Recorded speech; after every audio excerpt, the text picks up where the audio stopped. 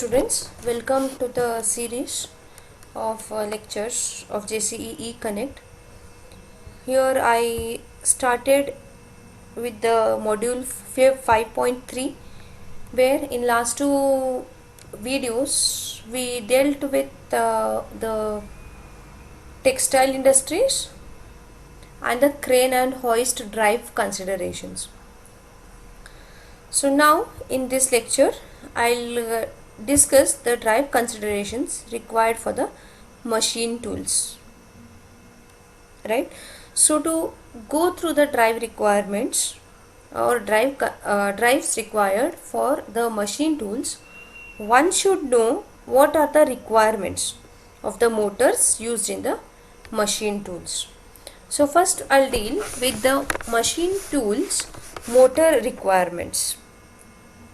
First thing is, the motors must be reliable and low cost, requiring less maintenance.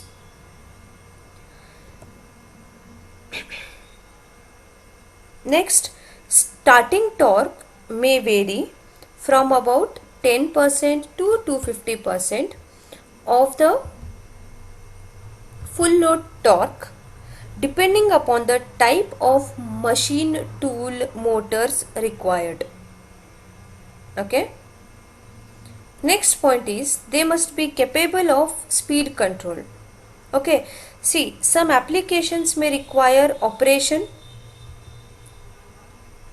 at fixed speeds. Sometimes stepless and smooth speed control is required for better machining timings and surface finish. Hence, they must be able or capable of speed control. Okay. Next point is, the acceleration of the motor should be sufficiently fast. Understand what is written here?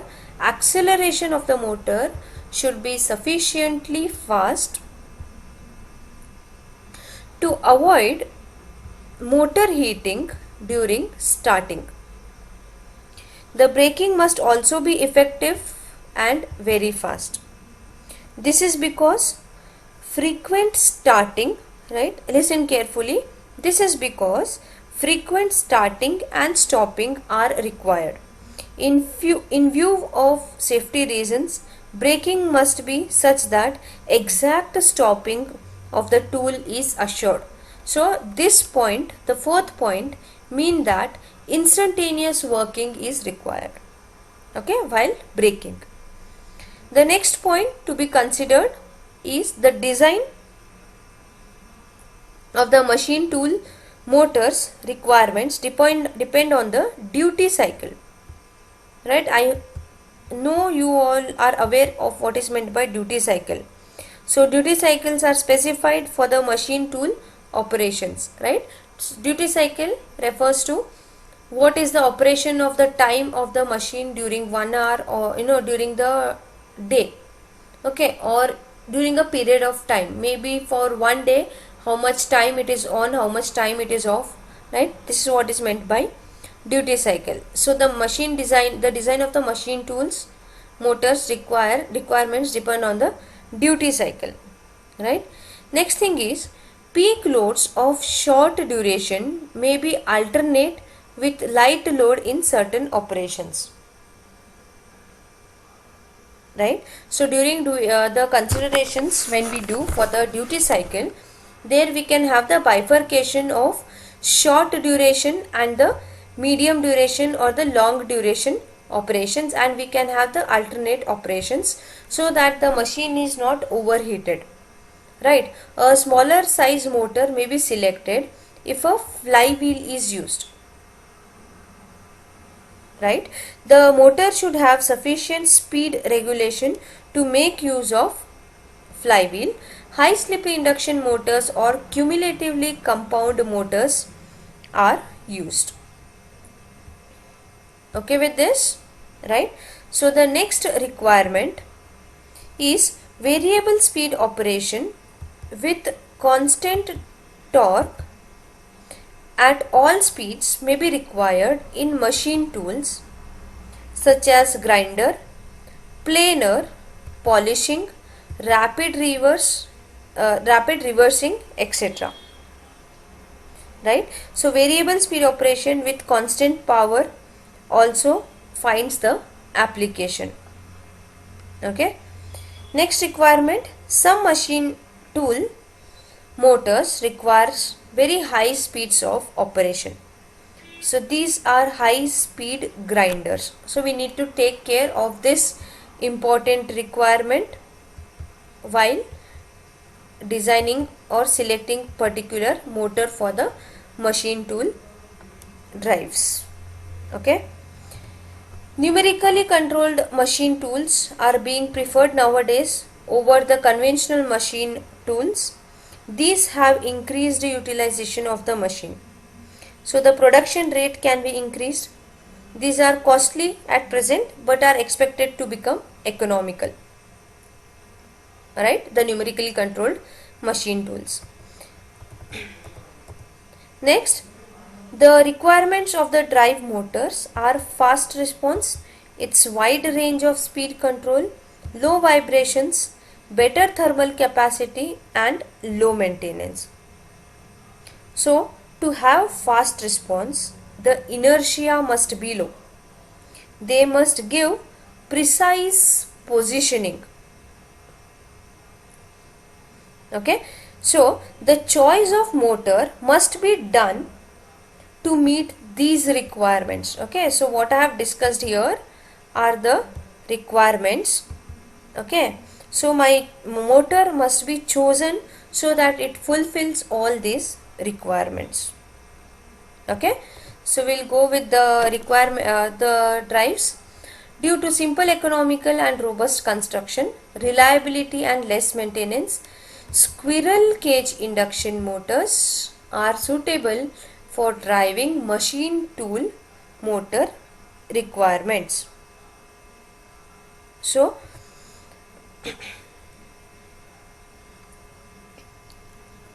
when smooth speed control is required for better finishing and machine timing, suitable controls are necessary. Till the advent of the thyristor, okay, when we talk about controls, we come across the power electronics. Power electronics is closely related to the thyristor, right? So the advent of thyristor power converters, which are capable of providing variable voltage, variable frequency supply, the speed control of these motors was a problem. Using power transmission equipment such as gears, okay, we have gears, you know what is meant by gears. Speed, cost affect the accuracy of the output. So a 4-pole or 6-pole motor may be used for such applications. A motor with large number of poles has the poor power factor. Okay, so smaller starting torque and lesser efficiency is also the disadvantage of a 4-pole or a 6-pole motor, or the motor with the large number of poles, right? Whereas 2-pole motors are noisy and they have vibrations. Okay, so here I told when smooth speed control is required for better finishing, the machine timing suitable controllers are necessary. Okay, so the motor must be disconnected at zero speeding when we talk about the plugging. Okay, so we know that if plugging is employed for frequent stopping, the motor gets thermally overloaded. So DC dynamic braking can also be employed here. This takes more time, no doubt, for the braking compared to plugging, but the heating is decreased here, right? With this, so for the safety reasons, along with the electrical braking, okay students, please try to catch my words. For the safety reasons, along with the electrical braking, mechanical brakes must also be provided as a standby, right? Okay with this, right? Next, high slip motors are required for use with a flywheel. Why we require flywheel? To drive a load which alternates with no load conditions. Okay, when the load is applied, the speed should fall by 8 to 10% so that the flywheel can provide a part of power required by the load from its stored energy. So during no load condition, okay, if I want to explain you, explain you this, so during no load condition, the speeds go up and the flywheel stores this energy. Okay, so slip ring motors with additional rotor resistance are advantageous. This rotor resistance causes the necessary slip. So the motor does not get heated, the inertia must be specified.